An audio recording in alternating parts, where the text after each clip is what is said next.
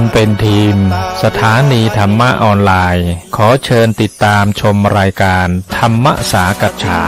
สนทนาธรรมตามการคุยทุกเรื่องทุกประเด็นเติมธรรมะให้หัวใจ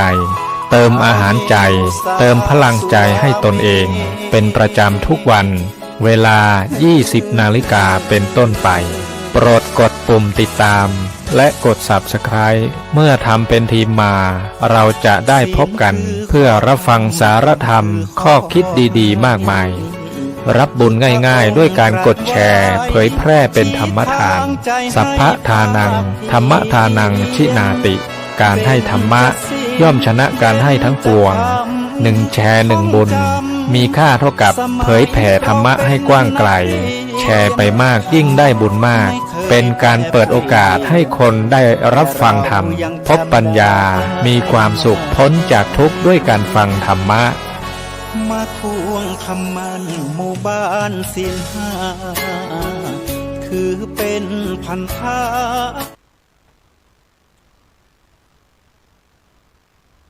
บุญ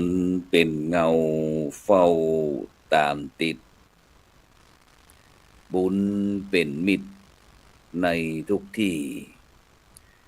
คอยช่วยเหลือเอื้ออารี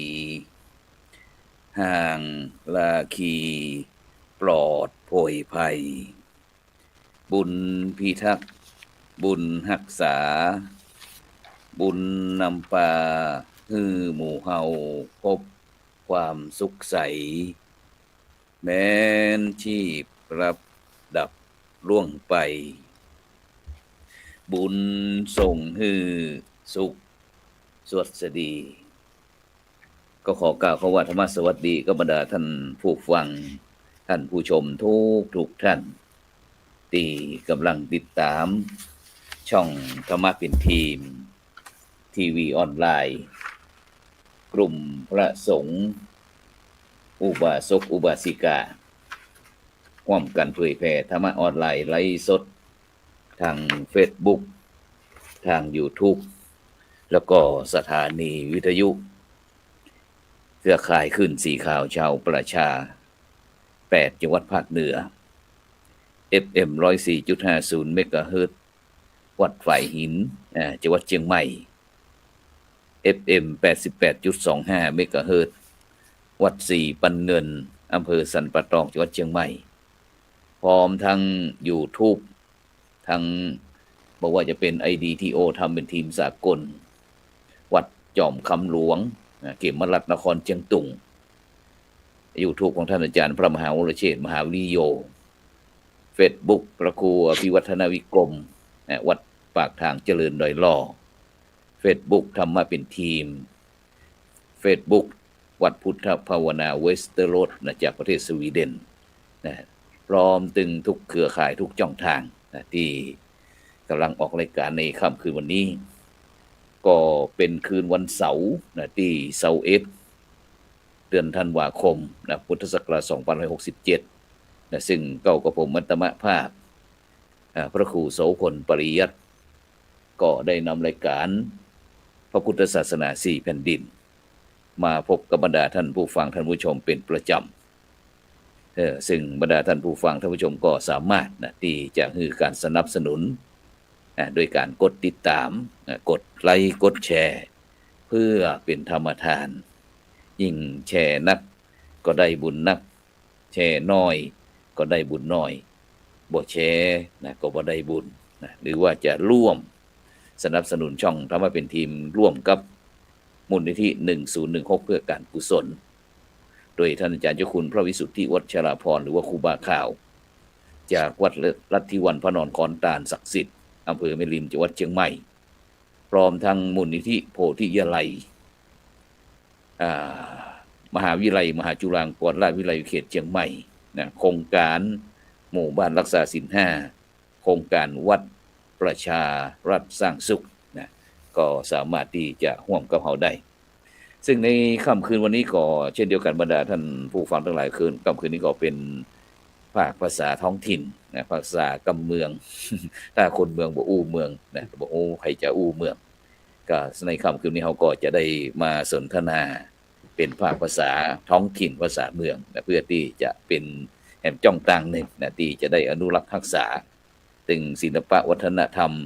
ภูมิปัญญาท้องถิ่นต่างๆซึ่งโดยเฉพาะผู้ดำเนินรายการเองก็เพิ่งเดินทางไปกลับมาจากที่12 ปันนา 12 ปันนาประเทศจีนซึ่งก็ถือว่าเป็นเมืองหลวงของพี่น้องไตลื้อนะซึ่งเขาก็ใช้ภาษาอู้กันแบบเนี้ยที่เขาสนทนาอู้จานี่กันอยู่นะซึ่งก็ได้มีโอกาสอพยพเครื่องค่ายนะมาทำมาหากินกันที่สำนวนภาษาอู้จานะโดยเฉพาะเรื่องอาหารการกินต่างๆก็เหมือนกันเหมือนกันนี่แหละ การอู้กันจาก็เหมือนกันวิถีชีวิตก็เหมือนกันอย่างทุกสิ่งทุกอย่างฉะนั้นก็เฮาก็วันนี้เขาจะอู้เรื่องอย่างเดียวเขาก็จะไปพบกับบรรดาผู้ร่วมรายการเขาก่อนไปที่ท่านอาจารย์พระมหาอนุวัตรทิตะเมโทเจ้าอาวาสวัดหนองป่าขอตำบลป่าซักอำเภอเมืองลำพูนจังหวัดลำพูนนมัสการครับอาจารย์มหาอนุวัตรครับผม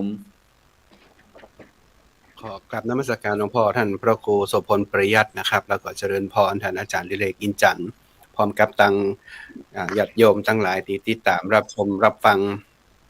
รายการอยู่ณตอนนี้ครับอาการผมยังบ่ค่อยดีแต่หลวงพ่อพอดีก็กลับจาก12 ปันนามาก็ยังบ่ค่อยสบายดีแต่ครับผม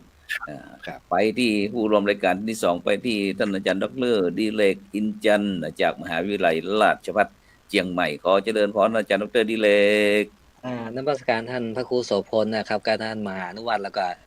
ครูบาอาจารย์ที่ฟังแล้วก็สวัสดีกับผู้ฟังจากคณะเจ้าบ้านทุกท่านครับผมสาธุเพราะว่าอัน แม้แต่ผู้ดำเนินรายการเองก็ได้บรรดาท่านผู้ฟังทั้งหลายกล่าวกระท่อนกระแท่นเช่นเดียวกัน เพราะว่าในช่วงนี้ก็เมืองเชียงใหม่เฮาก็รู้สึกว่าอากาศนั้นเย็นลงนะเพราะว่าได้รับอากาศเย็นจากประเทศจีนนะเพราะว่าวันนั้นเฮาเดินทางไปวันที่6นะแล้วก็กลับมาวันที่11นั้นก็อากาศยังร้อนอยู่นะยังร้อนอยู่แต่ในตอนนี้รู้สึกว่าเริ่มหาเครื่องป้องกัน ตึงหมวกตึงผ้าคลุมจีปะทะท่านอาจารย์ดร.ดิเรกซึ่งโดยเฉพาะเมื่อกี้ท่านอาจารย์มหาอนุวัตรก็ได้บอกว่าช่วงนี้ก็ยังบ่เต็มร้อยกับเตื้อนะซึ่งก็เดินทางไปร่วมสัมมนาวิชาการเกี่ยวกับเรื่องของสาขาปรัชญาของวิทยาเขตเชียงใหม่ของเฮานะซึ่งก็ได้ไปที่เมืองหลวงวัดหลวงไตลื้อวัดหลวงไตลื้อฉะนั้นก็อยากจะให้ท่านอาจารย์มหาอนุวัตรได้เล่าให้ฟังเพราะว่าเฮาไปที่12 ปันนาในฐานะที่เป็นสัมมนาทูต ก็ว่าได้นะครับที่เดินทางไปนั้นได้พบได้เจอได้รู้สึกเป็นจะได้เข้าได้ถึงเรื่องความรู้สึกสักหน่อยนึงครับนิมนต์เลยครับผมในความรู้สึกเนาะวันที่จริงเฮาอู้กันอาทิตย์ก่อนว่าเฮาจะปิกมาแล้วก็จะอู้จากันเรื่องของการว่าเฮาไป12 ปันนามาแล้วจะได้อันหยังพองแต่ผมก็ติดนะครับแล้วก็บ่ค่อยสบายตัวเนี่ยก็จะมีเพื่อนออกรายการไปนะครับก็ได้ดูว่าสิ่งที่ผมได้มาจากที่12 ปันนาอย่างนึงก็คือหันถึงความสัจธรรมถึงความเปลี่ยนแปลงนะฮะว่าทุกอย่างโลกมันคือการเปลี่ยนแปลงเนาะมันเป็นพลวัตครับเพราะว่าเฮาบ่สามารถที่จะไปหยุดกำลังของการเปลี่ยนแปลงทางสังคมได้แต่สิ่งอย่างนึงที่เฮายังมองถึงสิ่งที่อยู่ที่หั่นก็คือเพิ่นก็ยังมีความพยายามนะครับหั่นถึงความพยายามของเพิ่นว่าเพิ่นเป็นคนที่เป็นไตลื้อเปิ้นแต้ๆเนี่ยคนดั้งเดิมจริงๆเนี่ยครับเพิ่นก็อยากที่จะรักษาในเรื่องของภาษาวัฒนธรรมประเพณีของเปิ้นเกิดความโดดเด่นและเป็นเอกลักษณ์เนาะแล้วก็ยังมองถึงว่าแม้แต่ว่ารัฐบาลจีนเองเนี่ยครับที่เปิ้นต้องการที่จะให้เกิดการความเป็นเปิ้นเรียกว่าเป็นหนึ่งในความเป็นหนึ่งของประเทศเปิ้นเนี่ยนะครับเนาะมันจะต้องเอาความเป็นจีนน่ะเข้ามาแทรกซึมในความวิถีชีวิตของคน12 ปันนาไปนักก็เลยว่าเปิ้นก็ยังมองถึงความที่จะต้องอยู่รอดในสังคมของคน12 ปันนาให้ได้แล้วก็ละเอกละออนนะครับละเอกละออนในปัจจุบันเนี่ยก็คือว่าประชากรการเกิดของคนจีนน่ะมันน้อยลงนะครับก็คนใน12เกิดน้อยตัวนะครับก็คือตาม ตามกฎหมายของเปิ้นที่เปิ้นบังคับมาช่วงก่อนหน้าเนี่ยเฮาก็เลยจะมองถึงว่า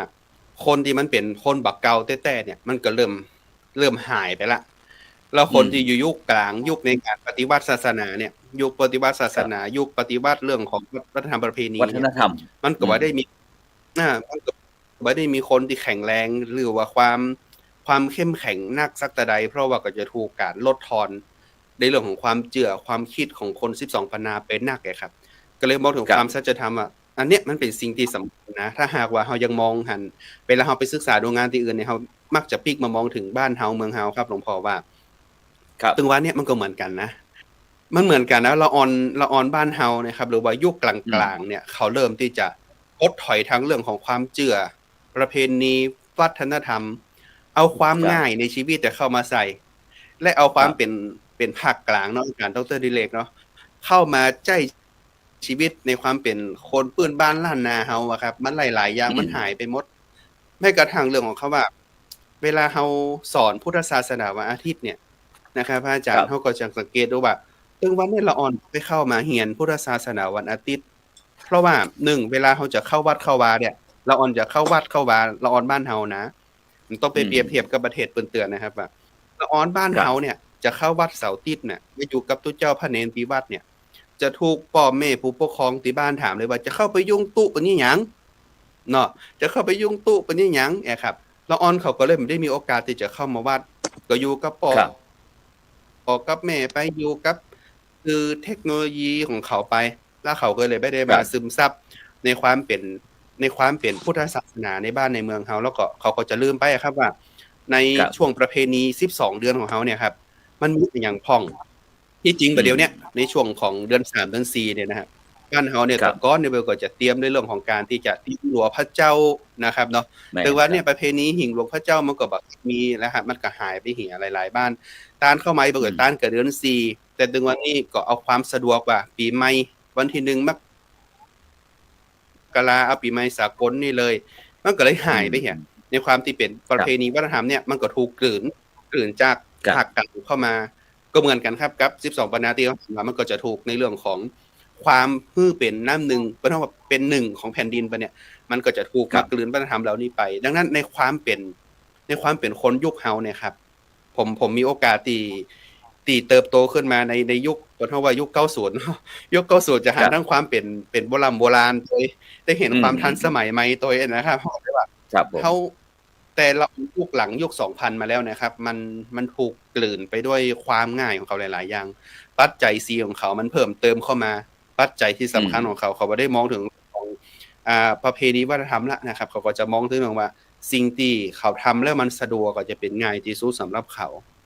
นะครับอันนี้เต่าที่หันว่าเฮาไปถึง12ปันนาแล้วหันถึงอันอย่างก็คือหันถึงสัจธรรมถึงความเปลี่ยนแปลงเนี่ยแหละครับว่าถ้าหากว่าเฮาแบบกึดมาแล้วก็อู้จ๋าฮือศรัทธาพี่น้องตามบ้านเฮาฟังเนี่ยเฮาก็จะถูกกลืนไปได้อย่างง่ายๆเลยครับอาจารย์ครับก็หมายความว่าก็คงจะบ่แตกต่างกันเหมือนกับที่12ปันนาหรือว่าเมืองไอ้ต่างๆที่ด้านที่นอกจากประเทศไทยเนาะอาจารย์เนาะเพราะว่าที่ผมหันก็ที่เฮานึงอาจารย์ครับอาจารย์สังเกตก็ว่าพื้นดินทุกทั่วละแห่งเนี่ยเขาจะหันการเพาะปลูกเนาะอาจารย์เนาะแม่นครับแม่นในความเพาะปลูกของเปิ้นเนี่ยครับมันแต่บ้านเฮาเนี่ยถึงวันนี้มันบ่ค่อยเพาะค่อยปลูกกันละแต่สิ่งที่เฮาหันมาอย่างนึงการเพาะปลูกของเปิ้นคือเปิ้นยังสร้างในความอนุรักษ์รักษาธรรมชาติของเปิ้นเนาะถามว่ามีปุ๋ยมียามีนะแต่มีการจำกัดในเรื่องของการใช้ปริมาณที่เหมาะสมเพราะว่ารัฐบาลจีนเนี่ยเปิ้นจะส่งเจ้าหน้าที่เปิ้นมาตรวจดูแลทุกอย่างว่าใช้ในปริมาณที่เกินการควบคุมหรือไม่อย่างใดพ้องเลยนะครับแล้วก็อาหารอย่างข้าวโพดเนาะข้าวโพดนี่เปิ้นปลูกกันเป็นร้อยๆไร่เปิ้นปลูกนักหรือประเทศไทยนักนะครับอาจารย์ดร.ดิเรกได้เปิ้นมาเผาแต่บ้านเฮานี่เอาง่ายก่อนเอาง่ายไว้ก่อนถึงเวลามาปุ๊บเก็บปุ๊บก็เผาเลยอ่ะบ้านเฮานะเผาโอ้โหเนี่ยครับช่วงเนี้ยมาแล้วเริ่มจะหันฝุ่น PM 2.5 ละลูกเข้ามานี่เฮาขับรถเข้าเชียงใหม่หรือว่าออกไปที่ลำพูนนะครับอันเพลงพี่เบิร์ดขึ้นมาเลยอ่ะหมอกจางๆหรือควันนะครับมันคล้ายกันนะแบบแยกบ่ออกเลยบ้านเฮานี่นะบ้านพวกนี้หมอกก็ยังหมอกเนาะมันเจ้ามานี่ ที่หมอกนี่ก็คืออันความเป็นน้ำหมอกน้ำเหมยนี่มันเย็นมันเย็นถึงมันถึงบ่เหมือนกันนะครับแต่ถ้าบ้านเฮานี่ช่วงเนี่ยปลายเดือนปลายเดือนธันวาเข้ามกรากุมภาเนี่ยเดี๋ยวมาควันมาแน่นอนเพราะเผากันเรียบร้อยแล้วนะครับดังนั้นการเพาะปลูกบ้านเฮาเนี่ยมันก็อยู่ในวิถีเหมือนกันนั่นแหละแต่มันวิถีด้วยความที่ถูกในทุนเข้ามาบังคับในเรื่องของการกำหนดสินค้ากำหนดราคาสินค้าถ้าหากว่าเขาอันทำการต้อมไว้บ่ฮื้อเผาแหมมีการจัดการแล้วใครจะไปจัดการให้เขาบ้านเฮานะครับเนาะนักวิชาการก็มีเพียงแค่วิชาการให้เขาแต่เฮาบ่ได้มีช่องทางให้เขาอะครับว่าอาจจะจัดการอย่างใดกับต่อข้าวโพดสั่งข้าวโพดนี่หรือว่าเฟืองทุกอย่างเนี่ยถ้าหากจัดการจริงแต่บ้านเฮาเนี่ยนะครับเพราะว่ามันสามารถจัดการได้แล้วก็นักวิชาการตั้งหลายสามารถที่จะเข้ามาเสนอแนวทางแต่เฮาต้องมีช่องทางให้เขาแล้วก็มีเรื่องของการที่จะเข้าไปหนุนเกี่ยวแล้วปุ๊บเฮาทำอย่างไรมันบ่เผาจะต้องทำอย่างไรพ้องนี่นะครับแล้วก็ยังหันที่ประเทศจีนเนาะเปิ้นจุทุกอย่างนะครับ จุได้กระทั่งก็ไม่นะที่เปิ้นเร่งอันการปลูกอันเนี่ยแก้วมังกรนะครับครับแก้วมังกรนี่มันจะต้องใจแสงเพื่อที่ให้มันออกผลได้ไวพวกก็เปิดไฟดอยนะครับเปิดไฟถึงหมดดอยแล้วแม่นๆขึ้นก็เป็นพันนะครับจนเฮือนจุแก้วมังกรมันออกได้นักแล้วก็ผมก็ไปอู้นักเรียนฟังว่าอันเปิ้นปลูกกล้วยปลูกกัน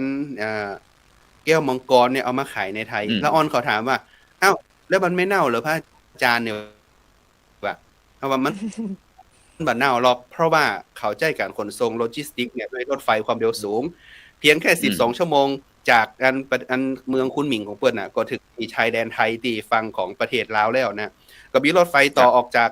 สายอีสานเข้ามาถึงตลาดไทยภายในเพียง1วันเนี่ย24ชั่วโมงเนี่ยเฮาก็จะได้ผลไม้จากจีนเลยแล้วก็ทุกวันนี้เฮาก็จะถูกการเกษตรกรรมจากจีนที่เป็นผลไม้จากจีนเนี่ยเข้ามานะครับแล้วก็เปิ้นก็เอาของเฮาเข้าไปนะครับเข้าไปแต่เปิ้นก็ไปดูว่าเอามาทุเรียนไปกับลำไยคนเดียวเปิ้นครับทุเรียนลำไยนะครับที่เฮาส่งไปที่จีนแต่วันนี้จีนก็จะบ่ค่อยสั่งลำไยแล้วเพราะว่าเปิ้นไปปลูกคนเดียวได้แต่เฮาก็ไปหันที่เปิ้นขายลำไยข้างทางบ่เนาะมันก็บ่ได้เหมือนลำไยบ้านเฮานะครับเฮาสังเกตพอแล้วมันดูความเป็นลำไยบ้านเฮาอ่ะเฮาคนละปูนเนาะ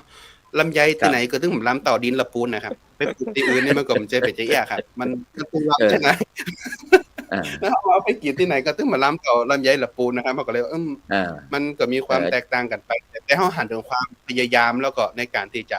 ดำรงอยู่ในความเป็น12ปนาประเพณีวัฒนธรรมแล้วก็ถึงวันนี้ผมคิดว่ารัฐบาลจีนหันจุดขายของ12ปนาว่าคนประเทศจีนเปิ้นจะมาเนี่ยเปิ้นจะมาเชียงใหม่บ่ต้องมาเชียงใหม่แล้วไป9จอม12เชียงมันก็ครบละครบในภูมิภาคต่างๆในประเทศไทยทั้งหมดละมีชุดไทยให้เจ้าในการที่จะถ่ายรูปบ่ต้องมาถึงเมืองไทยเพราะเจดีย์ที่อยู่ใน9จอม12เชียงเหมือนเชียงใหม่หมดเลยนะครับการเดินทางทุกอย่างทุกที่อยู่ในบริเวณในแอลของเปิดตี12ปนาเนี่ยมันก็เลยเป็นจุดพักผ่อนหรือว่าจุดเปิ้นฮ้องว่าตากอากาศของมณฑลอื่นๆที่มันมีความหนาวเพราะว่าอากาศของ12ปนาก็คือเมืองไทยอากาศเหมือนเมืองไทยเชียงใหม่เฮาอ่ะครับก็เลยว่าเปิ้นยังหันจุดขายตรงนี้อยู่เปิ้นก็เลยกระตุ้นเศรษฐกิจตรงนี้เปิ้นลงทุนกำเป็นล้านๆเนาะเฮานับกันว่านั่นคือ 970,000 ล้านหลายล้านหยวน 970,000 ล้านในการที่จะพัฒนาแหล่งท่องเที่ยวให้เปิ้นก็คือบ่ต้องเอาทุนบ่ต้องเอาเงินจีนออกมานอกประเทศไปแล้วก็คือมันหมุนเวียนกันในท่านก็เลยว่าก็ยังหันถึงความสำคัญของการโหยหาถึงเรื่องของวัฒนธรรมประเพณีที่มันยังสืบต่อกันมาอยู่ครับก็เลยคิดว่ามันน่าจะอยู่ได้อยู่นะ12ปีน่าจะอยู่ได้ครับด้วยความเข้มแข็งของคนที่อยู่ในพื้นที่เตาที่หันนะครับครับผมครับซึ่งก็ขอเสริมท่านอาจารย์มหานุวัฒน์น้อยตลอดที่เฮา2ข้างต่างที่เฮาได้บอกว่าจะนั่งรถไฟหรือว่ารถทัวร์อย่างต่างรถไอ้ที่ขบวนเฮานี่นะเฮาจะไปหันต้นข้าวโพดที่ไอ้กลางไร่กลางสวนกลางป่าเพิ่นก็จะมัดไว้เป็นดุลแล้วก็ตั้งไว้บางครั้งก็พิงข้างหน้าไว้บางครั้งก็พิงข้างบ้านไว้ซึ่งก็เลยแปลกใจก็เลยสอบถามไกด์เพิ่นดูเพิ่นบอกว่าอ๋อตรงนี้เพิ่นบอกว่า ถามเพิ่นว่าไฟเกยไฟไหม้พ่องก่อแล้วขยะไอ้พวกเศษการเกษตรเผาก่อนะเพิ่นก็บอกว่าที่หั่นบ่เผาเพราะอย่างเพราะว่าไอ้GPS ด้านดาวเทียมอย่างต่างๆเนี่ยไอ้เรื่องกฎระเบียบเปิ้นจะเข่งประเทศจีนนี่นะอย่างไอ้ข้าวโพดนี่เปิ้นก็จะเอาตอนที่หน้าไอ้หลังจากที่เก็บเกี่ยวข้าวโพดแล้วก็จะมัดตากไว้ แต่พอฤดูที่อัดหิมะก็อย่างก็เปิ้นจะเก็บเข้ามาปั่นแล้วก็ผสมเป็นอาหารฮือสัตว์ฮืองัวฮือควายอย่างต่างๆนี่น่ะซึ่งตรงเนี้ยถ้าเปิ้นเก็บทุกดอกเนาะอาจารย์มหานุวัฒน์เนาะเก็บทุกดอกแม่นครับแม่นซึ่งโดยเฉพาะสิ่งพวกเนี้ยที่เฮาแม้กระทั่งเฮาได้ไปที่ลานวัฒนธรรมที่หมู่เฮาได้หันทาง YouTube อย่างต่างที่เพิ่นเล่นสงกรานต์นะอาจารย์มหานุวัฒน์คุยบรรยากาศท่านน้อยหนึ่งวันนั้นที่อันวันฟรีเดย์ของเปิ้นเนี่ยจะได้กันพร้อม คือมันเป็นลานกิจกรรมของคนเมืองเพิ่นว่าลานคนเมืองเนาะเป็นควงอะครับเป็นควงใหญ่ๆเฮาก็ลำมองคือว่าเพิ่นมีความปลอดภัยในชีวิตและทรัพย์สินถ้าเทียบลำปูนนี่เป็นร้านเจ้าแม่จามเทวีได้ก่อนได้ครับได้แต่ร้านถ้าจะไม่เฮาก็อนุสาวรีย์สามกษัตริย์เนาะแม่นครับผมก็ยังอู้กับคนที่ไปเลยเฮาว่าจริงๆอนุสาวรีย์สามกษัตริย์แต่ทำได้นะเพราะว่าตอนแรงๆเนี่ยคือคนมาทำกิจกรรมร่วมกันกลุ่มผู้สูงอายุกลุ่มเยาวชนนะครับก็มีลำโพงเคลื่อนที่เครื่องนึงอ่ะเนาะมาเปิดเพลงเหมือนกันแต่เป็นจังหวะลำวงเป็นจังหวะลำวงของเปิ้นน่ะจะว่าลำเป็นบาสโลบ้านเฮาหรือว่าฟ้อนเจิงบ้านเฮาเองนะกองมองชิงมองเฮาออกเจิงออกลายเนี่ยผมว่ามันแรงมานักท่องเที่ยวฝรั่งอ่ะเขาก็ต้องก่ายในห้านอยู่แล้วเขาก็จะหันว่าอ๋อมาเชียงใหม่มันยังมีมุมวัฒนธรรมนี้ยังหันอยู่ซึ่งเฮาไปตีประเทศบ้านเปิ้นเนี่ยครับมันก็จะมีทั้งเช้าแล้วก็แรงเนาะที่ทำกิจกรรมตีลานตีตัวกันที่หั่นนะครับผมมีโอกาสเดินผ่านไปเนี่ยผมก็หันกลุ่มผู้สูงอายุหลายกลุ่มเลยกลุ่มนึงเพิ่นก็มาเล่นดนตรีสดนะมีคนมาร้องเพลงนะครับแล้วเปิ้นปลอดภัยดูความปลอดภัยในชีวิตและทรัพย์สินของคนบ้านเปิ้นเมืองเปิ้นนี่นะมันมีนักหรือบ้านเฮาอ่ะถ้าหากว่าบ้านเฮานี่ครับออกไปทำกิจกรรมณตรงลานก็อย่างนั้นน่ะ1จะต้องถูกคำถามหลายคำถามแล้วว่ามาเป็นเรื่องของบริโภคขอทานแหน่ฮะที่จริงเปิ้นก็บ่ได้ตั้งอย่างขอทานในนะตี12 ปันนานะครับแต่เพิ่นออกมาทำกิจกรรมด้วยกันแห่งกลุ่มนึงเพิ่นก็เต้นแอโรบิกที่เป็นกลุ่มของละอ่อนวัยรุ่นแห่งฝั่งนึงก็จะเป็นกลุ่มของคนเฒ่าคนแก่ที่ออกมาฟ้อนเอาเจิงเอาลายลำวงคือเพลงไตนะครับเปิดกันน่ะแล้วก็นักท่องเที่ยวเพิ่นก็เข้าไปฟ้อนตัวอย่างตัวเนี่ยมันเกิดภาพความงดงามซึ่งผมว่าบ้านเฮาอะอยากที่จะหัดออกมาทำกิจกรรมร่วมกันอย่างอี้ตอนค่ำตอนแลงกินข้าวหน้าข้าวแลงแล้วก็ออกมาซึ่งวันเนี่ยเฮาสังเกตพอนะครับตกแรงมา 5-6 โมงแรงต่างคนต่างเข้าบ้านดักปิ้งกันละบ้านเฮาอะจะออกมาข้างนอกก็บ่ได้ละเดี๋ยวก็มีสปะยัง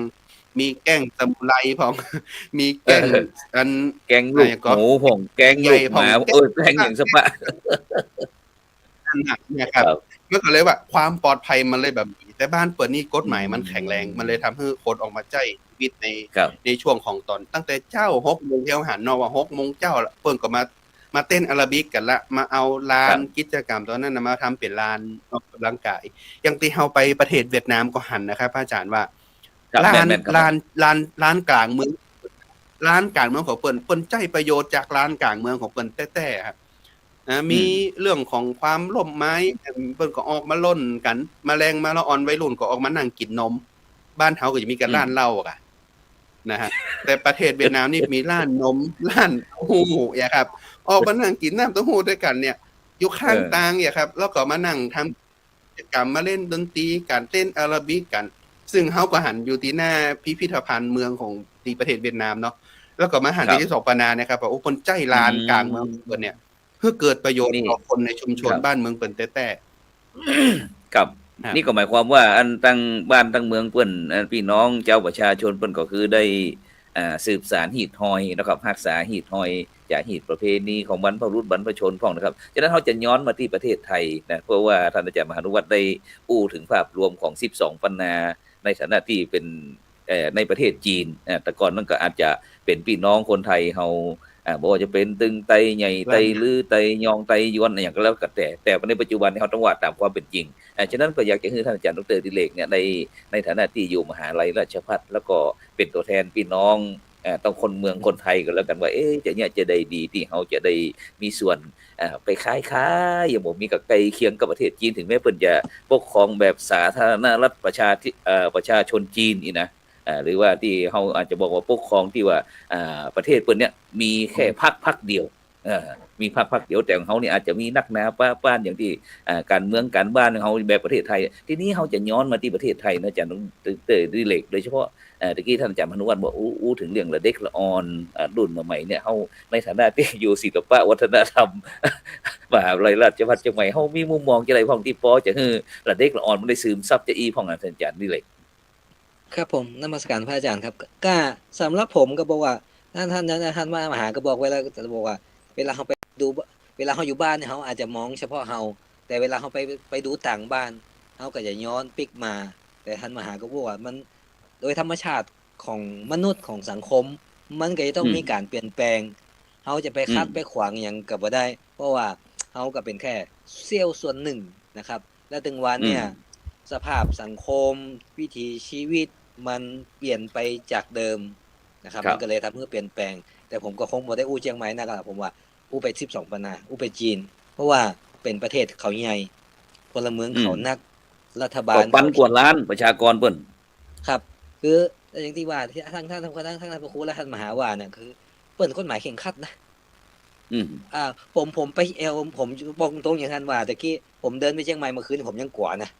แต่ผมไปอยู่เมืองจีนผมไปบ่อยไป12 ปันนาไปคุณหมิงเนี่ยผมว่าปลอดภัยนะตีเดินกว้างขวางทางเท้ากว้างขวางเชียงใหม่นี่ผมเดินไปปุ๊บเจอตู้เจอเสาไฟฟ้าเจอรถเครื่องจอดผมต้องลงมาเดินข้างถนนอันตรายเมืองจีนเนี่ยทางเดินก็คือทางเดินทางมอเตอร์ไซค์ก็คือทางมอเตอร์ไซค์กฎหมายเขาเข่งครัดนะครับถ้าแบบอันนึงก็คือที่ท่านอาจารย์บอกโอ้ร้านกิจกรรมคนจีนนะเพราะ1กฎหมายมันเข่งครัดถ้าเกิดเมื่อกฎหมายมันเข่งรุนแรงเนี่ยมันจะรุนแรงทุกอย่างกับบ่ได้รัฐบาลเขาเลยเปิดช่องเปิดพื้นที่สาธารณะคือคนได้ไปใจได้ไปผ่อนคลายแต่กับบ้านเฮาเนี่ยกฎหมายมีนะแต่ละหลวมแล้วมีหลายฝ่ายครับแม้กระทั่งรัฐบาลก็มีหลายฝ่ายมีฝ่ายค้านมี NGO มีผู้ประกอบการมีเจ้าบ้านมีเวลาเขาจัดกิจกรรมอย่างหนึ่งเนี่ยมันจะมีผู้ได้รับผลประโยชน์ผู้เห็นด้วยกับผู้ที่เสียผลประโยชน์ไม่เห็นด้วยบ้านเฮามันข้านกันได้แต่บ้านเขาบ้านสร้างมาปุ๊บก็ต้องตามนั้นนะครับเลยพื้นที่กิจกรรมท่านอาจารย์ว่าควง3กษัตริย์เอาอย่างก็ได้แต่บางทีนึงมันมีเรื่องของการค้าขายเรื่องของการจราจรเนี่ยครับถ้ามาเนี่ยทุกวันคนที่เดือดร้อนมันก็จะมีเขาก็จะมาโจมตีหรือว่าทำให้มันขออนุญาตก็ลำบากครับเนี่ยเป็นเรื่องเพราะว่าของเขามีประชาธิปไตยกับเสรีนะบ่ต้องห่วงครับเรื่อง12 ปันนาคนจีนแผ่นดินใหญ่มวลชนอื่นเขาก็อยากมาแอลถ้าเขามีศักยภาพเขาจะมาเมืองไทยแต่ถ้าเกิดเขาบ่อยากมาเขาก็มา12 ปันนาแต่มันก็แปลกนะแต่ผมเนี่ยสัมภาษณ์กับคนจีนก็มีแลกเปลี่ยนไปคนจีนมาหาบ่อยๆจะรู้เลยว่าเขาชอบเมืองไทยมันเสรีว่ะเสรีบ้านเขานี่อย่างถึงมันจะเจริญแต่มันลำบากในเมืองไทยนี่จะจอดรถจะกินอะไรยังย้ำได้ก็ได้ลำไยบ้านเขามีครับเมื่อเสรีเลยเมื่อ20 ปีก่อนมีคนจีนเขาพยายามจะมาเรียนรู้เรื่องซื้อพันธุ์ลำไยไปคนบ้านเฮาก็ดีใจได้ขายก้านลำไยขายพันธุ์ลำไยไปเขาไปปลูกได้ครับเอาขึ้นครับแต่บ่ทำต่อครับทุเรียนเวียดนามปลูกจีนปลูกมันได้บ่ล้ำต่อเมืองไทยครับเขามาเมืองไทยผมปลาแขกบางเมืองไทยปลาไปลงทุเรียนเนี่ยอุ้ยขออยู่ทั้งวันเลยได้ไหมร้านมาละตลาดผลไม้บ้านเขาแตงโมผลปลาเต้าผลใหญ่ๆจางครับไอ้หยังแบบมันบ่เข้มข้นต่อดินบ้านเฮาหรือว่าอาหารเพราะว่า1สภาพอากาศพันธุ์ไม้มันพันธุ์ไม้เป็นพันธุ์บ้านเฮาแล้วไปปลูกพุ่นมันขึ้นก็ขึ้นครับแต่คุณภาพเขาอาจจะต้องพัฒนาปรับปรุงแหมเยอะอยู่เพราะบ้านเฮามันปลูกมาเหมือนละเฮาดูฮู้วิธีปลูกฮู้วิธีจัดการมันก็เลยผลไม้ดีมันก็ยังขายได้อยู่ครับอันนี้ก็เป็นมุมมองแต่ถ้าเรื่องศิลปวัฒนธรรมประเพณีทุกอย่างมีความเปลี่ยนแปลงครับแต่ผมก็คาดหวังว่าหมู่เฮาเนี่ยอย่างท่านมหาบอกว่าเฮาเกิดในยุคตันอันเก่านะกำลังเปลี่ยนแปลง มานะ อืม อันตั้งหน้าเขาอาจจะเห็นความเปลี่ยนแปลงนะเขาคงบอกคัดขวางได้แต่เขาอาจจะช่วยชะลอ หรือช่วยเป็นแรงให้เขาได้สนใจว่า ถ้าคนใดจะไปตั้งหน้าก็แล้วแต่เขาผมมีสิทธิ์ไปห้ามเขา แต่ถ้าคนใดอยากใจเรื่องราวอันใดดีกลับมาพบปะกับหมู่เฮามาร่วมกิจกรรมกับหมู่เฮามาศึกษาเรียนรู้กับหมู่เฮาเอาก็คงแค่ชะลอ หรือรักษาไว้เท่าที่เขาจะทำได้นะครับมันขวางมาได้ครับในกระแสสังคมมันเปลี่ยนไปนักมันเดียวยิ่งมือถือเนี่ยเขาหันได้เรียนรู้พฤติกรรมมนุษย์มันเปลี่ยนไปการศึกษาการเรียนแบบพฤติกรรมมันขาดเดายากครับก็สุดท้ายกระแสมันอาจจะตีกลับมาสนใจยังจีนเหมือนกันครับเมื่อก่อนเขาเป็นประเทศเดียวหลายมณฑลต้องปกครองให้มันเหมือนกันประเพณีบางอย่างที่มันเป็นขัดแย้งกับความเชื่อทางคอมมิวนิสต์เขาก็ต้องศาสนาก็ต้องส่งเสริมคือเป็นระบบคอมมูนแต่เมื่อตอนนี้เขาถึงจุดหนึ่งละเขาก็มามองเห็นอย่างท่านมหาว่ากลายเป็นจุดเด่นเขาชู12ปัญญาให้เป็นแหล่งท่องเที่ยวซึ่งสร้างเม็ดเงินมหาศาลเงินบ่ต้องออกมาเมืองไทยเงินก็อยู่ในเมืองจีนท่านเนี่ยครับอันนี้ก็ผมก็หันว่าสุดท้ายก็หวังว่าสุดท้ายบ้านเฮาถ้ามันไปสักช่วงนึงสุดท้ายมันก็จะตึกย้อนกลับมาครับเหมือนกับกระแสการแต่งกายการแต่งตัวเมื่อก่อนยุคหนึ่งแต่งตัวแบบนี้แต่เปลี่ยนไปเรื่อยๆสุดท้ายมันก็จะย้อนกลับมาแต่มันจะย้อนกลับมาขนาดไหนหมอกใดนั้นเฮาก็คาดเดาบ่ได้ครับซึ่งโดยเฉพาะเสริมหน่อยหนึ่งที่ในเมืองเจียงหุ่งเชียงรุ้งนี่นะหรือว่า12ปันนาเมืองหลวง12ปันนาเนี่ยซึ่งถ้าประเดี๋ยวนี้มันมีภาษาไทยเลยนอกจากภาษาจีนภาษาอังกฤษนิดหน่อยแต่ภาษาไทยแต่ถ้าบนรถไฟนี้มีภาษาจีนแล้วก็มีภาษาลาวซึ่งถ้าพี่น้องคนไทยเข้าไปนี่ก็จะได้อาศัยที่ว่าพอฟังเดาเวิร์บทูเดาก็ภาษาลาวออกพ้องว่าอย่างนั้นอย่างนี้ต่างๆแต่ที่เฮาวันนั้นเพราะว่าเฮาได้มีโอกาสท่านอาจารย์มหานุวัฒน์เฮาเจอศิษย์เก่าวัดพระพุทธบาทตากผ้าพี่นานอุ่นเมืองหรือว่าผู้ขนานอุ่นละที่เปิ้นได้อำนวยความสะดวกเฮาครับแม่นครับซึ่งโดยเฉพาะครับอาจารย์ครับไอ้ที่เฮาได้ไปโดยเฉพาะเฮาไปเชื่อมสัมพันธ์พระพุทธศาสนานะครับมุมมองท่านอาจารย์มหานุวัฒน์ที่เฮาไปด้านพระพุทธศาสนาที่เฮาไปสัมมนาอย่างต่างๆอาจารย์ได้หันอย่างพ้องที่มันยังคงความที่เป็นพระพุทธศาสนาที่ใน12ปันนาในความนับถือในความศรัทธาของศาสนาเนี่ยผมคิดว่ามันยังมีอยู่ในทุกที่นะครับหลวงพ่อว่าจะอยู่ในพื้นที่ไหนก็แล้วแต่เนี่ยในความเป็นศาสนาพุทธเนี่ยครับในพุทธของเฮาเนี่ยพูดถึงพุทธเถรวาทเฮาเนี่ยนะครับเนาะมันยังงดงามในเรื่องของคำสอนยังงดงามในเรื่องของวิธีการของการที่จะนำเอาหลักธรรมครับเข้าไปสู่ประชาชนได้ถึงแก่นของคำสอนของพุทธเจ้าเนาะก็เลยมองว่าถึง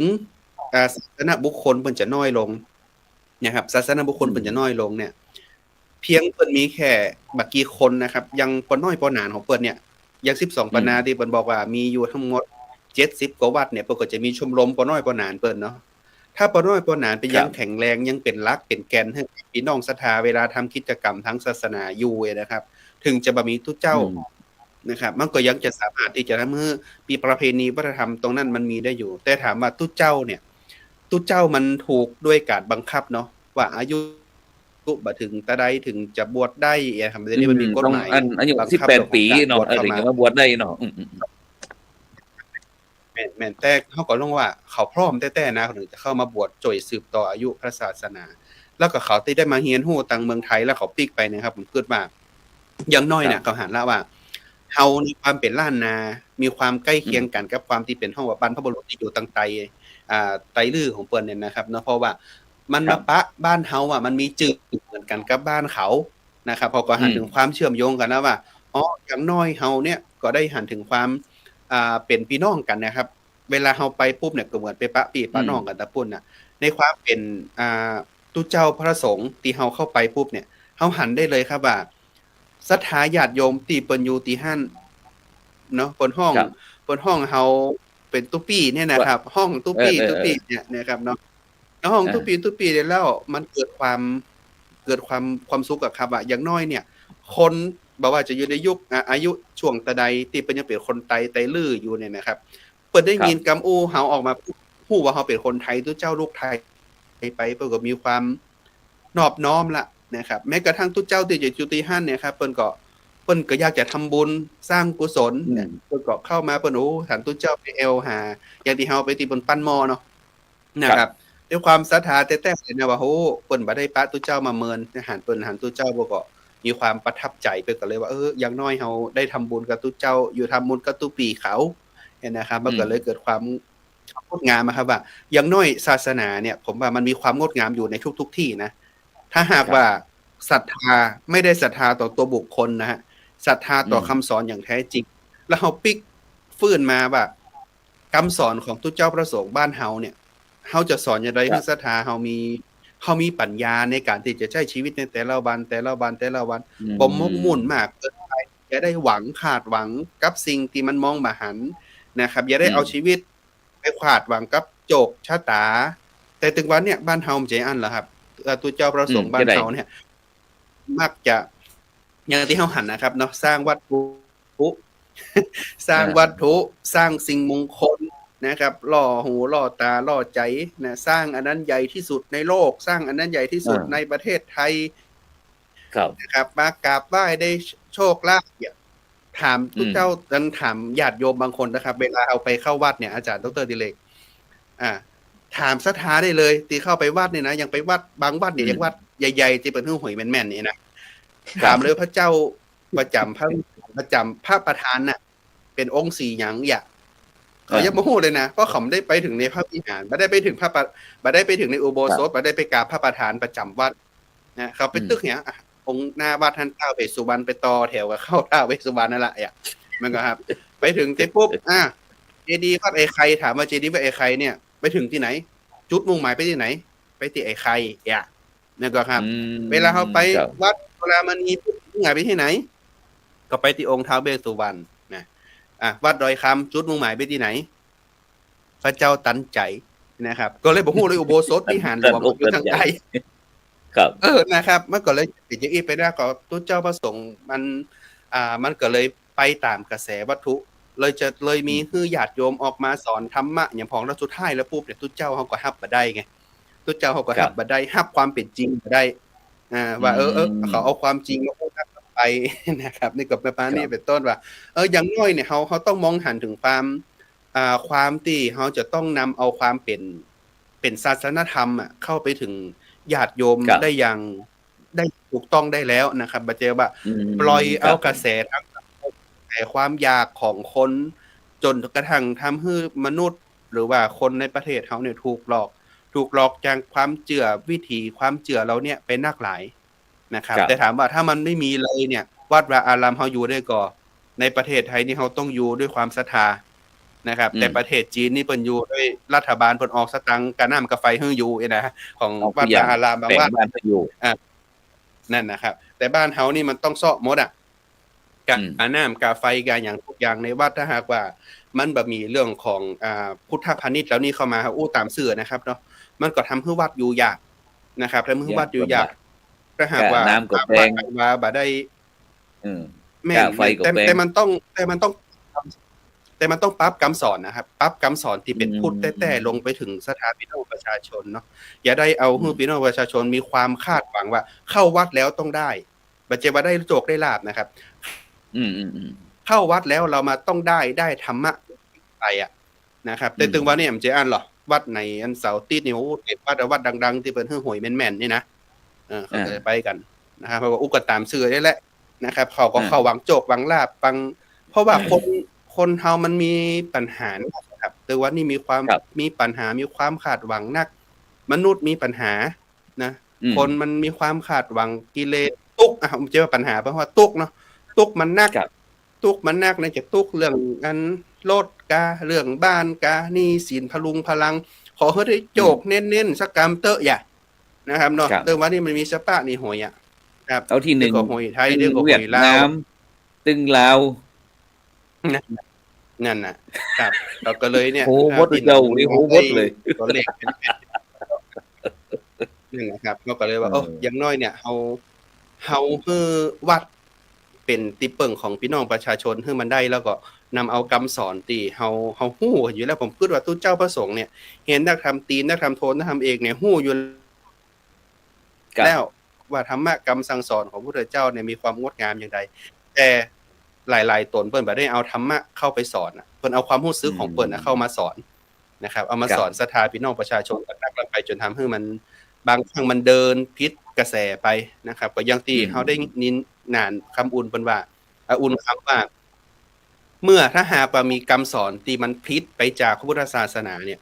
รัฐบาลจีนเพิ่นก็บอกว่า อันเนี้ยเป็นลัทธิไม่ใช่ศาสนาพุทธนะครับ แต่ถึงวันเนี้ยเฮามองว่าในประเทศไทยเนี่ยคำสอนที่มันบิดเบียนไปเนี่ย บิดเบียนจากความเป็นแท้ไปจากพุทธศาสนาเนี่ยมันมีนักกว่าอาจารย์ดร.ดิเรกนักเนาะแล้วก็มีคนเจือตัวนะอันนั้นบ่ใช่ศาสนาพุทธนะกลายเป็นลัทธิเหมือนกันครับ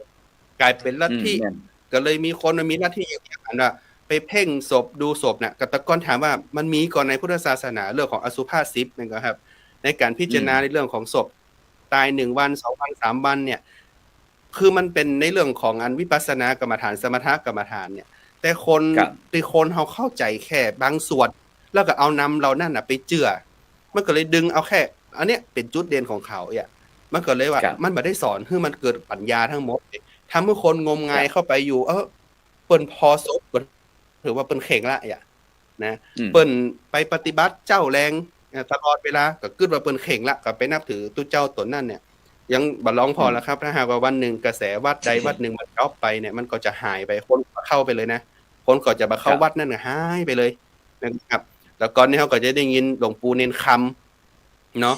แล้วก็ยุคบัดเดียวเนี่ยเฮาก็จะหันนะครับหลายๆวัดอย่างวัดเอาตามชื่อเลยอันนครสวรรค์หลวงพ่อพัดนะหลวงพ่อตายหลวงพ่อมรณภาพไปแล้วไปได้เพราะว่านี้กระแสก็เงียบไปแม่นก็ครับแต่ว่านี่หลวงปู่มหาศิลาครับคนก็จะเข้าโตยเข้าไปหาละเป็นตนไปเนี่ยคนเข้าไปตามกระแสแล้วถามว่าเฮาหันอันหยังจากการเข้าไปแล้วนี่พองอย่างตู้เจ้าพระสงฆ์บางตนที่เป็นพระเถระผู้ใหญ่ก็ยังปล่อยปละละเลยว่าบางครั้งเนี่ยมันก็น่าจะเกินไปแล้วเวลามันเกิดปัญหาทางศาสนามาปุ๊บเนี่ยเขาก็จะไปถามตู้เจ้าละเพราะว่าตู้เจ้ามันอยู่นอกกระแสเขาก็จะไปถามความเห็นของคนที่อยู่ในกระแสที่มันสามารถขายข่าวได้ขายคำพูดเด็ดๆได้เดี๋ยวหันถึงวันเนี่ยเนาะเพราะว่าจะเป็นอันไอ้หนานแพรรี่พ่องนะครับเนาะอันตั้งคนตื่นทำพ่องครับแล้วก็จับนักพระหลวงพ่อตัวเดียวคือหลวงพ่อพระพยอมแม่นก็ครับมีเนี่ยเพราะว่าเปิ้นออกกระแสสื่อคนจะฮู้จักเปิ้นถ้าหากว่าถามอย่างตู้เจ้าเขาเนี่ยเปิ้นก็บ่เคยถามแม่นหลวงพ่อพยอมเป็นผู้ตกในการที่จะสะท้อนปัญหาทางศาสนาไปเนี่ยเปิ้นก็บ่เคยถามเฮาหรอกเพราะเป็นใครอนุวาตเป็นใครก็มีใครฮู้จักนะครับก็ฮู้จักแค่ในแวดวงของเฮาก็เพียงแต่อีเองเนี่ยฮะดังนั้นในความที่มันจะทำให้ศาสนาของเฮามันยังอยู่ได้ผมคิดว่าคำสอนทางศาสนาเนี่ยงดงามอยู่แล้วนะครับตุเจ้าพระสงฆ์เฮาจะเอาคำสอนของศาสนาเนี่ยเข้าไปถึงพี่น้องศรัทธาประชาชนได้อย่างไรพ่อโดยเฉพาะสิ้นปีนี่หลวงพ่อครับ31ธันวาคมเนี่ยเฮาพยายามที่จะช่วยกันมานะแล้วก็จะมีกระแสก่อนหน้านี้ว่าการสวดมนต์ข้ามปีไม่ได้อยู่ในคำสอนทางพระพุทธศาสนาคือศาสนาอื่นเขาจะต่อต้านเฮาเรื่องของการทำกิจกรรมเหล่านี้นะครับหรือว่าคนที่มันเสียผลประโยชน์เสียผลประโยชน์จากการที่เปิ้นฮึยุดคือขายเหล้ากันอย่างกะนะครับมันก็จะมากระแสว่าเจ้าจะสวดก็สวดไปหรอปลาคนเข้าไปหยังเปิ้นจะกินเหล้ากันจะเมากันนะครับแต่บางครั้งสิ่งเหล่านั้นในความเป็นห่วงเพราะว่าการที่เฮามีโครงการสวดมนต์ข้ามปีก่อนหน้านี้ก็เกิดขึ้นจากเครือข่ายของพระสงฆ์นักพัฒนาเฮาเนาะในการที่จะช่วยกันในเรื่องกับเรื่องของการที่เฮาหันว่าจำนวนการตีอุบัติเหตุของบนท้องถนนหรือการเมาแล้วขับเนี่ยมันหนักจากใน7วันอันตรายมันหนักขนาดเนี่ยครับก็เลยพากันเข้าวัดมาสวดมนต์เปลี่ยนจากการที่เฮาจะดื่มน้ำเมาฉลองกันข้ามปีเนี่ยโดยการที่เมาอย่างนั้นเฮามาให้มีสติในการที่จะรับเอาสิ่งใหม่ๆมาในปีใหม่นะครับหรือว่าเฮาจะส่งอันสิ่งที่บ่ดีมางามปีเก่าไปก็ขอให้มันเริ่มต้นใหม่ด้วยการปะกรรมสวดมนต์ปะการเจริญสมาธิภาวนาเนี่ยผมคิดว่ามันเป็นสิ่งที่ใหม่ที่มันประยุกต์กับความที่จะเอาความเชื่อทางศาสนาเข้าไปถึงละออนและเยาวชนได้แต่เฮาก็จะคาดหวังว่าได้ทั้ง100มันก็บ่ได้หรอกครับเพราะว่ามันก็ตึงมีอย่างที่ผมพูดตั้งแต่ตอนต้นที่ออกรายการว่า มันเปลี่ยนแปลงไปแล้วเนาะเรื่องของสังคมบ้านเราเป็นพลวัตนะครับเฮาบ่สามารถที่จะไปฮักหรือไปทานกับกระแสได้เวลาพายุมาหน้ามันเชี่ยวๆเนี่ยเฮาเอาเรือไปขวางมันก่อนทำให้เรือเฮาล่มเห็นบ่ได้ดังนั้นเฮาไปโดยการเปลี่ยนแปลงนี่แหละแต่เฮาจะให้เขามีสติแล้วก็ใจปัญญาในการใช้ชีวิตให้ได้นักขึ้นได้อย่างใดนะครับมันเป็นสิ่งที่ท้าทายตุเจ้าพระสงฆ์ยุคใหม่เป็นสิ่งที่ท้าทายให้ตุเจ้าพระสงฆ์จะกล้าลุกมาอู้ในสิ่งที่มันเป็นจริงเป็นแท้กล้าสู้ความจริงก่อนะครับเนาะกล้าสู้ความจริงกับสิ่งที่มันกำลังเปลี่ยนแปลงไปหรือไม่แค่นั้นแหละครับแล้วก็เอาใจคือเขาชีวิตมีสติคือนักสติสำคัญที่สุดในการใช้ชีวิตครับฉะนั้นเมื่อกี้ผมติดใจตรงที่ท่านอาจารย์มหานุวัฒน์ได้อู้ถึงว่าอันพี่น้องตั้งเมืองหลวงเหนือเมืองหลวงใต้ที่บอกว่าอันป้อน้อยป้อหนานเพราะว่าวันนั้นเฮาขึ้นไปนอกเก้าไอ้อย่างก็จอมเก้าจอมนั่นนะที่เฮานอกก็จอมเนาะที่ขึ้นไปเฮาก็หันป้อหนานซึ่งเพราะป้อหนานอยู่เฝ้าวัดธาตุซึ่งวันนั้นเฮาก็ได้มีโอกาสไปกราบไปไหว้ตรงนั้นแล้วก็ที่นี้ท่านเอาอู้ถึงป้อน้อยป้อหนานต่างๆเปิ้นความจริงตะกี้ท่านอาจารย์มหานุวัฒน์บอกว่าคนบวชพระสงฆ์เน้นเปิ้นก็บ่นักแล้วก็มีป้อน้อยป้อหนานต่างๆเนี่ยแต่ถ้าทำให้พระพุทธศาสนาเนี่ยเปิ้นว่าเข้มแข็งโดยเฉพาะอย่างแม้กระทั่งพ่ออาจารย์ก็มีบทบาทที่ว่าเฮาไปบ้านนาดูเมืองวันนั้นนะวัดท่านนะซึ่งแม้แต่นาดูเมืองนี่เปิ้นก็เป็นพ่ออาจารย์ก็จะเฝ้าวัดนอนเฝ้าวัดในวิหารเท่านั้นเปิ้นก็มีเงินเดือนของเปิ้นนะ200หยวน200หยวนฉะนั้นแต่ประเทศไทยเฮาก็ความจริงคนบวชก็นักนะท่านอาจารย์อาจารย์ดร.ดิเรกคนบวชก็นักตึงน้อยตึงหนาต่างๆเนี่ยฉะนั้นมันระวัง12ปัญหาที่ว่าคนบวชก็น้อยบ่น้อยบ่นานก็เหลือน้อยลงนะแต่ประเทศไทยเฮาก็ยังนักอยู่นะอย่างบ้านพระอาจารย์นี่นะที่เมืองรองนี่นะแทบทุกหลังคาเป็นหนานกันหมดครับแต่มันเป็นศาสนายังพอมันงอดแง่นยังบ่ไขมั่นคงเงี้ยฉะนั้นบทบาทหน้าที่บ่น้อยบ่หนาในบ้านเฮาควรจะได้ในบ้านเฮาบ่ควรเนี่ยเฮาเราต้องบ้านเขาดีกว่าตาจากตาที่หันนะผมก็มองว่ายุคที่ท่านว่าไปเจอปอน้อยปอหนานเนี่ยมันเป็นอย่างน้อยก็50 60ซึ่งเขาบางทีเขาบวชมาแล้วเมื่อ40ปีก่อนแล้วเขาซึกมาเรื่องยุคการเปลี่ยนแปลงยุคอะไรอย่างเขามาเนี่ยก็ยุคก่อนเหมือนบ้านเฮาก็คือบวชตั้งแต่เป็นเน้นน้อยเมื่อสมัยก่อนเขาก็บวชตั้งแต่เป็นเน้นพวกอันผู้ใจเป็นแต่ลือก็บวชเน้นมาเมื่อเน้นมา10นึงก็เหลือสัก2คนเป็นตุเจ้าไอ้น้อยก็ซึกไปเหลือนานมาเป็นเจ้าวาดมาสืบมาแต่ยุคเปลี่ยนแปลงมารู้เนี่ยตุเจ้ามันเขียนด้วยข้อกฎหมายด้วยข้อระเบียบต่างๆตุเจ้าคนไทยลือที่อยู่ท้องถิ่นอาจจะบ่มีแต่ก็มีตุเจ้าลาวตุเจ้าพม่าตุเจ้าเชียงตุงเข้าไปอยู่แต่ผมมองถึงความแตกต่างนะแตกต่างกี่ได้พี่น้องไทยลือ12ปัญหาเนี่ยเป็นผมมองเท่าที่สัมภาษณ์นะอาจจะถูกต้องก็ได้เท่าที่หันว่าเขาโชคดีนะ1เขามีพื้นที่เขามีเนื้อที่ดินแล้วคน12ปัญหาที่เป็นไทยลือมาเดียวเนี่ยเขาบ่ได้ตกนะถ้ามีที่ดินเอาจีนคือคนจีนเจ้าหรือเขาปลูกยางพาราเก็บยางพาราทำพืชสวนหรือแม้กระทั่งถ้าเกิดอยู่ตั้งตีนดอยเขาปลูกใบชารายได้เขาดีนะครับรายได้เขาดีรายได้เขาดีปุ๊บผมมองว่าบางคนไทยหรือบางอย่างบางคนเขาต้องทำงานเลยครับสามารถจะเอาเงินค่าเช่าตี้ค่าอย่างมาเนี่ยสามารถจะเลี้ยงดูสามารถจะดูแลพุทธศาสนาสืบทอดเขาไปวัดได้เขาบ่ต้องทำงานเหมือนบ้านเฮาบ่ต้องลูกหลานเขาก็มีบ่นักเหมือนคนไทยเอาลูกมาให้พ่ออุ้ยแม่อุ้ยเลี้ยงก็ต้องไปวัดบ่ได้แต่คนเฒ่า12ปัญหาตั้งบ้านนอกเขายังไปวัดเต็มศาลาเพราะเศรษฐกิจแล้วก็ยังไปวัดตั้งนอกสังเกตนะครับว่าสิ่งแปลกปลอมทางศาสนาความเชื่อแบบพูดจริงๆบ่ใครมีนะเจ้าแม่เจ้าพ่อเทพอะไรอย่างนี้ใครมีนะวัดวาอารามรัฐบาลเปิ้นบ่ยอมรับรัฐบาลเปิ้นบ่ยอมรับเพราะว่าที่อย่างที่มีอย่างที่แปลกปลอมมาจากพุทธศาสนาทางนั้นทางนี้นี่เขาจัดการละเฮามองบางทีถ้าเฮามองในแง่บอกว่ากฎหมายมาเข้มแข็งจำกัดสิทธิความเชื่อมันก็ถูกแต่กฎหมายอย่างนั้นมันก็คุ้มครองปกป้องบ่ให้มันยังบ่ได้เสรีอย่างบ้านเฮาอ่ะครับบ้านเฮานี่ก็ว่าใครจะว่าหยังก็ว่าไป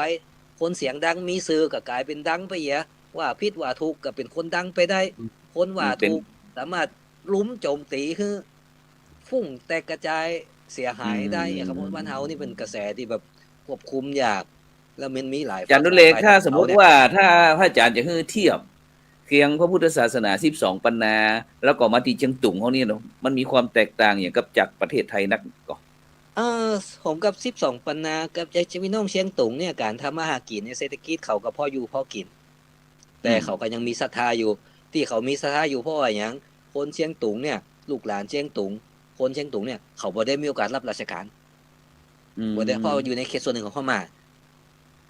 เขาก็ทำมาทำไรเขาก็ไปวัดไปว่าได้เป็นปกติอย่างบ้านเฮานี่บ่ได้หรอกเป็นราชการไปทำงานเป็นบริษัทเป็นอะไรอย่างเนี่ยมันต้องเป็นวันจันทร์ติดวันจันทร์ถึงวันศุกร์ต้องไปทำงานเสาร์อาทิตย์ก็หยุดบางเขาบางหม่องก็บ่หยุดวิถีชีวิตต้องรีบเร่งกว่าเขาแล้วเปิ้นก็ฝากท่านอาจารย์ดร.ดิเลกเปิ้นก็ฝากว่าแต่พระอาจารย์เนาะเปิ้นก็บอกว่าไอ้หลายท่านหลายคนก็ว่าเปิ้นเป็นคนพม่าเปิ้นก็บอกว่าเปิ้นบ่ใช่พม่ามันอยู่ในเขตปกครองของพม่าแต่เชื้อชาติอันมันเป็นคนไทยคนไต้ขืนเนี่ยครับ12ปันนากันครับคน12ปันนาเนี่ยเป็นแต่ผมยังอู้กับเปื่อนที่เป็นไต้ลื้อเลยบอกว่าคุณเนี่ยเป็นคนชาติสัญชาติคนสัญชาติจีนเชื้อชาติไทยปกติอันนี้ก็สัญชาติไทยเชื้อชาติจีนนี่มันก็เนี่ยคือคนจีนคนไทยที่เกิดในประเทศจีนนะครับแต่วิถีชีวิตเขาเป็นคนอู้เมืองแต่ผมมองว่าศาสนาของ12ปันนาบ่น่าห่วงนะเขาก็ยังสืบทอดเจ้าบ้านเขายังมีศรัทธาไปวัดตามปกติอยู่เขาบ่ได้มีสิ่งแปลกปลอมทำให้หลงหรือว่าคำสอนอย่างนี้นักแม้กระทั่งเครื่องรางของขลังยุคหนึ่งมา10 กว่าปีก่อนตู้เจ้าไทยไปจีนยากมากก็ไปทำเรื่องบ่ดีไปเอาเครื่องรางไปทำธุรกิจพิธีกรรมเพื่อเขาจะเขาไปขอวีซ่ายากแต่มาเดียวเนี่ยกับฉะนั้นอันสแลบจากเจียง12ปันนาเจียงตุงสแลบไปที่หลวงพระบางน้อยหนึ่งครับเป็นจะได้ของพุทธศาสนาที่หลวงพระบาง12ปันนากะหลวงพระบางลาวหลวงพระบางผมก็มองว่าหลวงพระบางนี่มันก็คงตัวของเขานะเจ้าบ้านเขาก็อยู่ตามวิถีแต่บางทีมันมีวิถีของนักท่องเที่ยววัดก็ต้องปรับตัวเพราะหลายวัดที่เป็นวัดที่ต้องเป็นกลายเป็นวัดท่องเที่ยวกิจกรรมของพระสงฆ์กิจอะไรมันก็มีข้อจำกัดขึ้นแต่มันก็มีอย่างหนึ่งก็คือมีตู้เจ้าตั้งลาวตั้งหลวงพระบางมาเฮียนตั้งเมืองไทยเรื่ององค์วิธีการสอนวิธีการแต่งกายอย่างเนี้ยเขาก็ต้องยอมรับว่าทั้ง12ปันนาเชียงตุงหลวงพระบางเนี่ยเขาได้รับแนวคิดวิธีคิดการศึกษาหรือว่าทำของเขาไปนักอยู่เหมือนกันนะครับมันก็วิถีชีวิตบางอย่างเขาก็เปลี่ยนไปเขาอาจจะตัวมาเฮานักแต่เรื่องเครื่องรางของขลังความเชื่อคำสอนอย่างเนี้ยเขาบ่ได้หลากหลายเหมือนบ้านเฮาเขายังเป็นวิถีแบบเจ้าบ้านอยู่ครับตะกี้วันนี้พระอาจารย์หลังจากที่เสร็จจากงาน50 ปี40 ปีของมหาวิทยาลัยมหาจุฬาลงกรณราชวิทยาลัยเขตเชียงใหม่เสร็จเรียบร้อยก็ได้มีโอกาสอันเป็นไกด์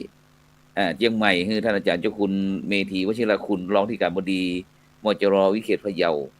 แล้วก็พอดีอันปากันเข้ามาอันเปิ้นเสาะหาไดอารี่ก็เลยมาเข้าร้านหนังสือดังๆที่เชียงใหม่เนี่ยพอดีก็อันไปเจอพระลาวที่ตะพุนอัตตปือหรือว่าอันจำปาซักตะพุนเปิ้นมาเรียนที่มจร.เฮาเหมือนกันอายุประมาณสัก20ปลายสักน้อยเนี่ยหันไปซื้อหนังสืออ่านอาจารย์ก็ตกใจว่าเฮ้ยเป็นไปได้ก็มีคนรุ่นนี้มาสอนหาซื้อหนังสืออ่านก็เลยถามเปิ้นเปิ้นกำลังปี2ปี3ของมจร.ไอ้วิทยาเขตเชียงใหม่เฮานี่แหละก็เปิ้นก็ยังสนใจนี่อยู่นะฉะนั้นเนี่ยตรงนี้อันท่านอาจารย์มหานุวัฒน์อันโดยเฉพาะสื่อในปัจจุบันเนี่ยพระสงฆ์องค์เนรของเฮาเนาะที่เฮาไปที่อัน12ปันนาหันลูกพระลูกเนรเป็นจังได๋ของที่วิถีชีวิตของเปิ้นเกี่ยวกับ AI อย่างนี้ก็เปิ้นก็จะถูกจำกัดด้วยการที่จะบ่ให้เข้าใจสื่อที่มันจะสร้างความแตกแยกให้สังคมเปิ้นนะครับเนาะเพราะเปิ้นบล็อกเฟซบล็อก LINE หมดเปิ้นก็จะใช้เฉพาะแค่ WeChat ในการติดต่อสื่อกันแล้วทุกอย่างก็จะอยู่ในการควบคุมในการติดต่อสื่อสารรัฐบาลจะเป็นคนฮู้หมดเลยนะครับอย่างซิมเนี่ยเปิ้นก็จะลงทะเบียนซิมแค่คนเดียวก็มีแค่คนเดียวก็ใช้ตลอดไปแต่บ้านเฮาถึงวันนี้นะครับอย่างตีอันท่านคุณสรยุทธถามออกว่าใครลงทะเบียนซิมก็ได้อย่างเงี้ยบ้านเฮาอ่ะอาจารย์ใครลงทะเบียนซิมก็ได้แล้วมันเกิดปัญหาปุ๊บเอ้า แล้วใครอะแล้วเบอร์นั้นเป็นเบอร์ใครอะก่อนเลยถูกมิจฉาชีพเอาไปใจในช่องทางแล้วนี่โทรมาหาเฮาตลอดเลยนะครับ ก็เลยว่าอย่างน้อยเนี่ยเขาถูกควบคุมในเรื่องของกฎหมายอย่างที่อาจารย์ดิเลกว่าครับบางอย่างมันก็เป็นการคุ้มครองชีวิตเฮามันเป็นการคุ้มครองความปลอดภัยให้กับประชาชนที่อยู่ที่ในผืนแผ่นดินเนี่ยเพื่อที่จะให้ใช้ชีวิตยังความปลอดภัยนะครับผมคิดว่าตัวเจ้าประสงค์ที่เขาพร้อมเข้ามาบวชอายุที่เขาครบตามกำหนดที่รัฐบาลจีนเขาควบคุมเนี่ยนะครับ ผมคิดว่าเขาพร้อมที่จะ เป็นคนใหญ่แล้ว เข้ามาสืบเติมเขาเป็นคนใหญ่ละเขามีวุฒิภาวะละ ตัดสินใจได้ ละออนพระเนรบ้านเฮาเนี่ยพระเนรบ้านเฮาตีบวชนักตีหลวงพ่อถามตะเกียครับว่าปล่อยอิสระให้เข้ามาบวชอกหักหลักลอยคอยงานสังขารกรอบแม่ก็เข้ามาบวชนะครับทุกอย่างทุกมันก็เลยมันฤดูกาล ก็เลย คัด มี กรอง ข่า แล้ว วก็ สาวเจ้าพอดีอย่างพอดีว่านั่นเนาะ แม่น ครับ เกิดข่าว ฉะนั้นอาจารย์มหานุวัฒน์เหลือเวลาน้อยหนึ่งช่วยอันประชาสัมพันธ์งานวัดหนองประขอน้อยว่าอันสิ้นปีนี้เราจะมีกิจกรรมอย่างพ้องเหลือเวลาน้อยหนึ่ง1 นาทีหนึ่ง ครับก็เป็นครับเป็นการสวดมนต์ข้ามปีเนี่ยนะครับหลวงพ่อวันที่31ธันวาคมนะครับจะมีการทำบุญความเป็นสิริมงคลในการทรงไทยปีเก่าต้น5ปีใหม่ตามความเชื่อล้านนาเฮานะครับจะจิเตียนเข้ารถเคาะนะครับแล้วก็สวดมนต์จะสวดอันคาถาจักรพรรดิสวดอันธรรมจักรอันเป็นปฐมเทศนาของพุทธเจ้านะครับแล้วก็ข้ามไปถึงปีใหม่ก็จะสืบชะตากับตังญาติโยมที่มาร่วมกับบุญสวดมนต์ข้ามปีกันนะครับเพื่อความเป็นมงคล5ปีใหม่2560ครับผมครับสาธุครับฉะนั้นก็ในค่ำคืนนี้ก็เวลาหมดเวลาอู้กันม่วนไปกับเดียว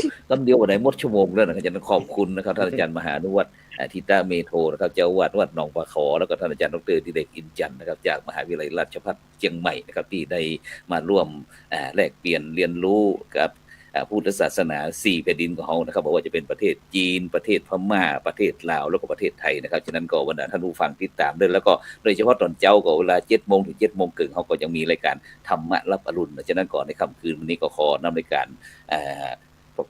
พระพุทธศาสนา4แผ่นดินจากบรรดาท่านผู้ฟังไปก่อนรับฟันดีมีเงินใจไร้โลคาพยาธิทุกผู้ทุกคนสำหรับในคำนี้ขอกล่าวคำว่า